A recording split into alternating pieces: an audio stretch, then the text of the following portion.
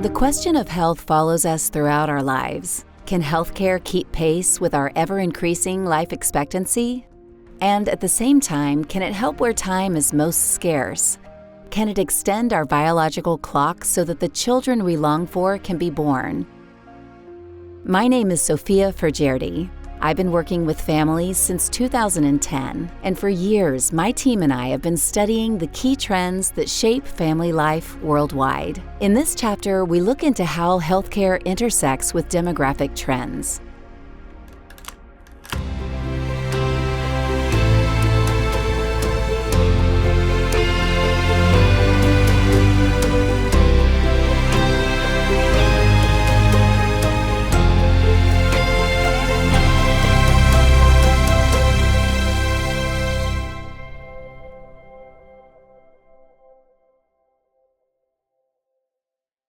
Health is the foundation on which every family's story rests. But around the world, access to care remains unequal. And as societies age, pressure on every system continues to grow. As life expectancy increases, one question arises: how long can healthcare keep up? And beyond that, how can it address a growing reality that more and more families are postponing having children? How can healthcare do its utmost to ensure that the children families long for can actually be born when time itself has become the most critical factor? More and more women, if you're a professional, you want to further your career, and having a child is not the easiest thing to do when you're trying to build your career. So I think women are delaying having children at a later age, and that may be more difficult then for them to have children at a later age. Many women are now having children after 40, which was unheard of when we were growing up. We all had our children when we were in our 20s and 30s. In fact, when I reached 30, I thought I was too old to have a baby. But that's not so anymore. J'aimerais avoir des enfants plus tard que la génération précédente parce que j'aimerais profiter plus de mon temps solo. J'aimerais profiter plus de mon temps pour pouvoir voyager, pour pouvoir gravir les échelons dans mon propre travail et avoir plus de temps après pour mes enfants et travailler moins, peut-être que 4 jours sur 5 pour profiter plus de mes enfants. I've seen a trend of fertility clinics opening throughout the region here, and I think it's because young people like myself are becoming more interested in fertility and family medicine. Bah, on pense qu'on va peut-être se marier un jour. On verra comment les choses se déroulent, mais pourquoi pas. Une phrase. Et avoir des enfants, oui. Donc 2 est un nombre bien parce qu'en ayant connu la fraternité, donc avoir des frères et sœurs, c'est toujours intéressant de faire plusieurs enfants pour partager ces moments-là qu'on a connus nous et voilà, de les partager à plusieurs. The estimates of people suffering from infertility in the United States is 1 in 6 couples. And people debate whether this is increasing or not, or whether people are more willing to talk about it openly. This is something that 35, 40 years ago was a very secretive. People did not speak about this openly. It was, you suffered in silence, if you will. Just like in the United States, in Europe, 1 in 6 couples faces fertility challenges. According to the official report of the European Society of Human Reproduction and Embryology, this amounts to roughly 25 million EU citizens who may require diagnosis and/or treatment. It's no surprise then that in both regions, more and more people find themselves in situations where assisted reproductive technologies are needed. We definitely need to talk about improving fertility rates, especially as women are getting older, and some men as well. It is critically important. What I always fall back to is if a woman wants to get pregnant, we should do everything in our power to make sure we help that woman have that child. No matter what age she is or how we do it, we should always try to promote families as much as possible. If there's no problems between 2 people trying to get pregnant, and the woman's under 35 years old, you're talking 20% chance per month of getting pregnant. And by the time you're 40, it's down to 10 or so percent, and 45, down to 1%. And a lot of people are not aware of this biological clock. Parenthood is happening later and later in life, and for many, starting the journey is becoming increasingly difficult. But beyond biology, another challenge arises. Healthcare isn't accessible to everyone, and even where it is, it often comes at a cost few can afford. In America, it is necessary to have some type of insurance, otherwise it is very expensive. You have to pay cash for medications before you can even obtain them in the hospital. So it is a difficult proposition for most people. Más allá de los retos que pueda tener el sistema de salud en nuestro país, uno de los principales problemas que tenemos es que no todas las familias pueden acceder a él. Si hablamos que el 54% de los hogares no tienen seguro social o no están en un empleo formal, nos dice que más de la mitad de las personas en este país no pueden acceder a un seguro de salud gratuito. Y este es un gran reto, no solo económico, sino de bienestar y crecimiento para las familias. It now depends a lot on whether we're able to reach those populations that have not benefited from improvements in quality of life and healthcare. And so really reaching those that have been left behind is the key to making further improvements in the average level of the population health. A világon az egészségügyi ellátás roppant heterogén formában tevődik össze. Ez abból is látható, hogy a WHO általam ismert adatai szerint a világon élő emberek közül közel 5 milliárd embernek nincsen hozzáférése digitális képalkotáshoz. Ez azt jelenti, hogy egy betegen egy CT vagy egy MR elvégzése komoly nehézségeket okoz, vagy egyáltalán nem is férhető hozzá, és a sebészet tekintetében meg ez közel 2 milliárd embert jelent. Tehát a világ egyik része arról vitatkozik és beszél, hogy milyen robotsebészeti vagy egyéb modern technológiákkal hosszabbítható meg az élet, más területeken pedig közel 2 milliárd ember vonatkozásában pedig az alapvető sebészeti hozzáférések sem biztosítottak. En México, costear un embarazo, el parto y los primeros meses de vida, claves para el nuevo ser, llega a costar hasta 300,000 pesos para un hogar, lo cual lo hace incosteable para muchos hogares que su ingreso es muy por debajo de ello. Y más si lo hacen desde la informalidad y no pueden tener acceso a servicios gratuitos de salud, lo cual lleva a las familias o a primero, creo yo, a prever o a decidir aplazar sus embarazos y formar familia, o bien a ir a espacios que no son tan seguros ni son los mejores para recibir a su nuevo bebé.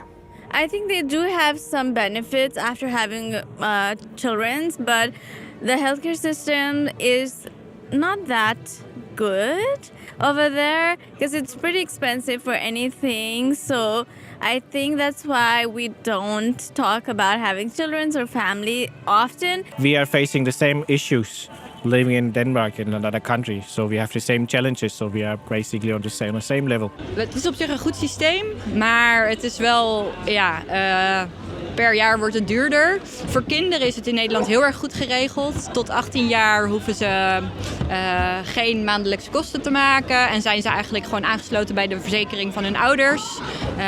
En vanaf 18 jaar moeten ze een eigen verzekering hebben.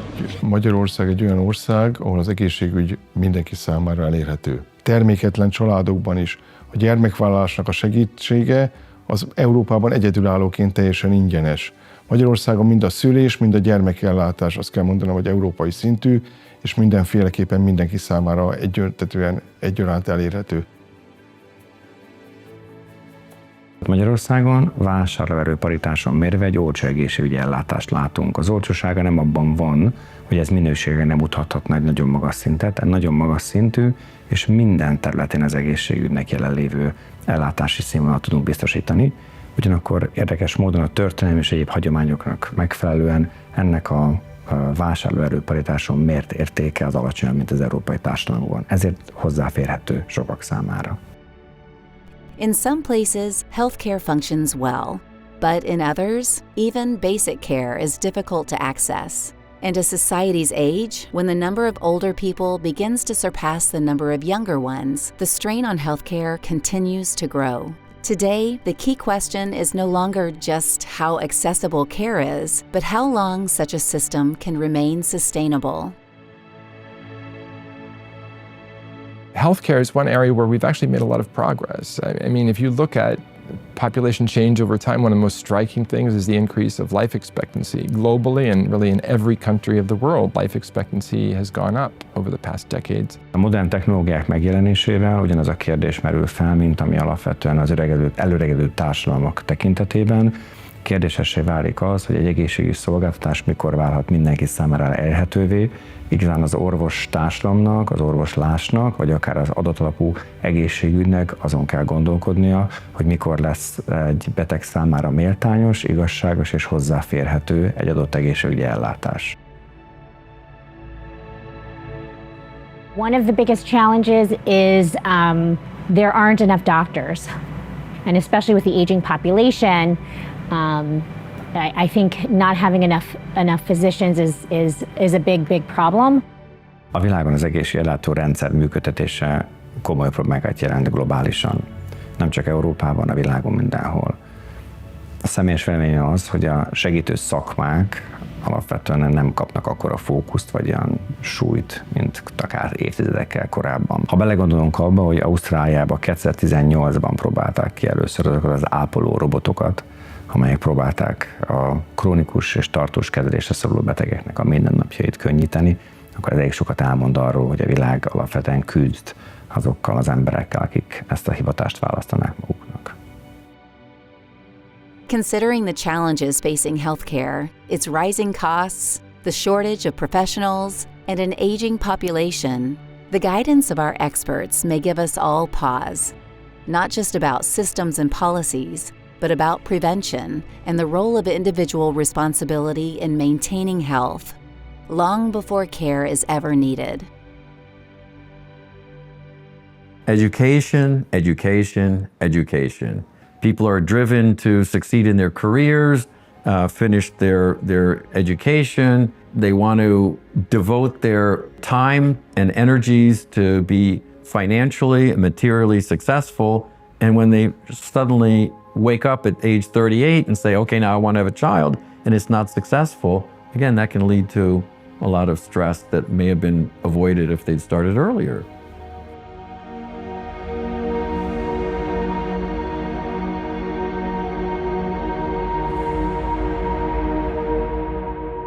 You need to be aware of what you're up against when it comes to the biological clock. So however that message can be communicated to the younger folks to help them understand that you have a finite amount of time where you have the best chance for creating a family, and don't miss the boat.